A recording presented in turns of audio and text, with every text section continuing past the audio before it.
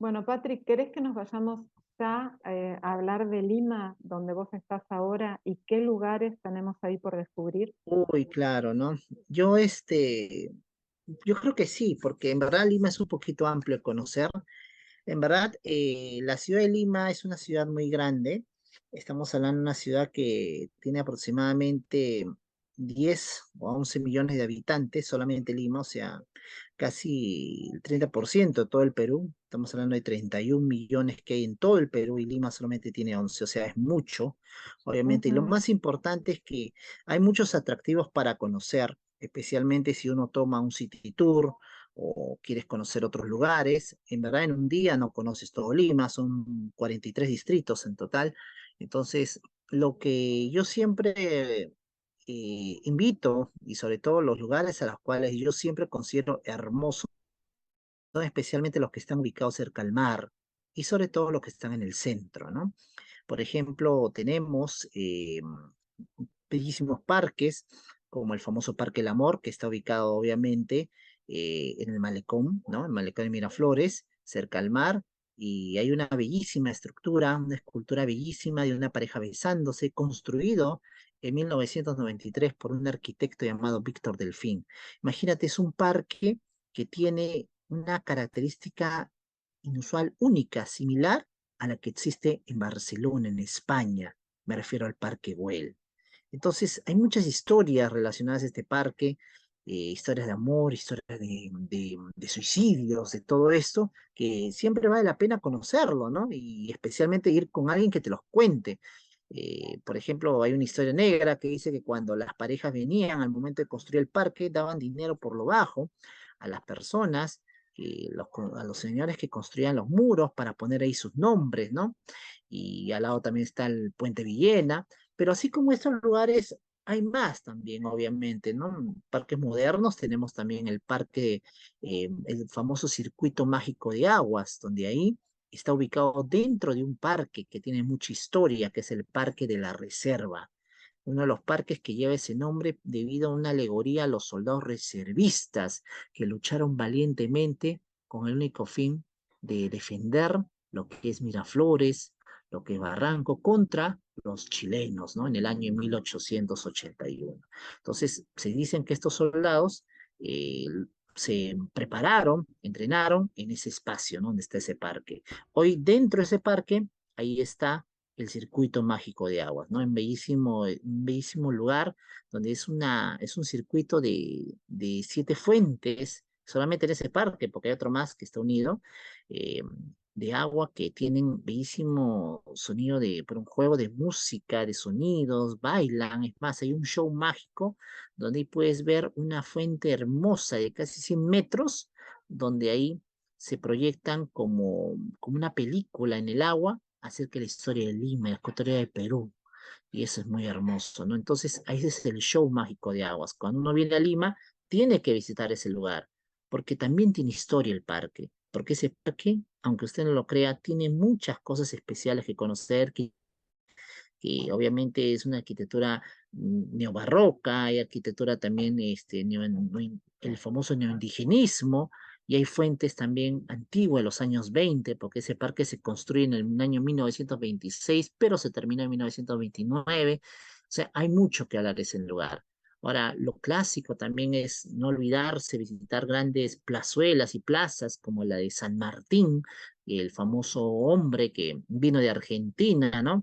Y vino aquí al Perú a más que nada comenzar la gesta independizadora, pues, ¿no? Entonces, San Martín es el que proclamó la independencia del Perú en el año 1821, un 28 de julio.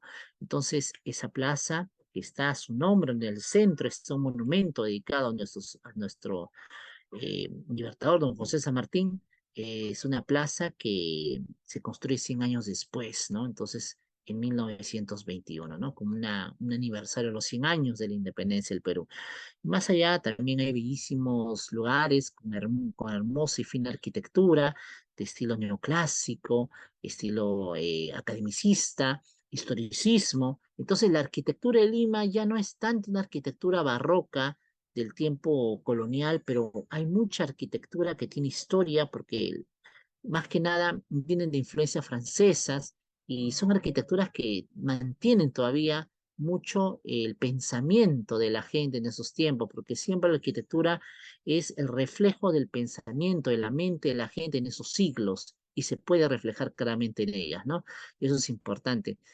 Y no olvidar las hermosas iglesias religiosas que tienen museos dentro, como uno siempre explico con cariño y con amor que es más que nada el convento, el Museo Convento de San Francisco de Asís, donde ahí dentro, aparte de ver esa arquitectura más que nada religiosa y esas hermosas obras de arte religiosa, lo más hermoso es y lo más increíble son las catacumbas, que lo llamamos hoy, son criptas sepulcrales para franciscanos, gente que no fue franciscana y también benefactores. Una de las criptas sepulcrales más grandes que tuvo Lima en los tiempos virreinales, hablamos del siglo XVII y hasta mediados del siglo XVIII.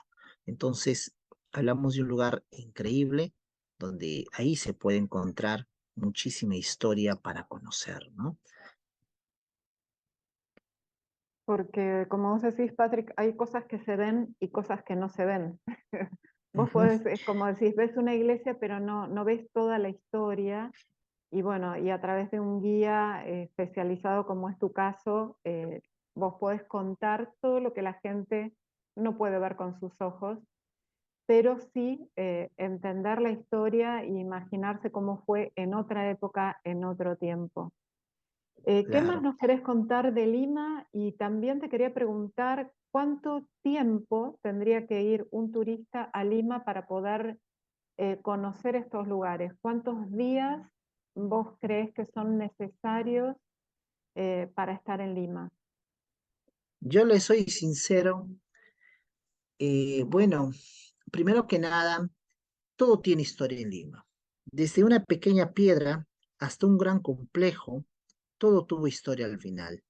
Lo importante es conocer cómo la ciudad cambia. Cuando uno viaja a Lima a hacer un tour, nunca debe viajar con el único fin de ver las cosas como eran. Hay que tratar de imaginarse, hay que tratar de abrir los ojos y la mente y entender no solamente el significado de un museo, el significado de una plaza, el significado de una estatua, es importante entender cuánto cambia la ciudad, porque eso es la meta que se debe lograr al enseñar lo que es la historia de Lima. Como una ciudad que tuvo tanta historia ha cambiado urbanísticamente, históricamente, a lo que tenemos hoy en día. Eso es importante. Por ejemplo, eh, ¿cómo puedes ver que un edificio que antiguamente era una compañía de seguros, que lo cerraron por la Segunda Guerra Mundial, hoy en día se convierte, por ejemplo, en el centro de migraciones de Lima, donde van todos los migrantes extranjeros a obtener su documentación, ¿no? Pero se mantiene esa arquitectura, se mantiene todavía la fachada, y de ahí puedes explicar. Como por ejemplo un hermoso colegio, que era el Colegio de la Merced, construido en 1917, que mantiene solamente una pequeña fracción de una fachada, se convierte hoy en día en un centro habitacional prácticamente de departamentos y que ya no tiene esa función, pero se mantiene algo ese estilo y de ahí tenemos que atacar para poder enseñar al turista, en este caso a la persona que nos viene a visitar, y se dé cuenta cómo cambia la historia.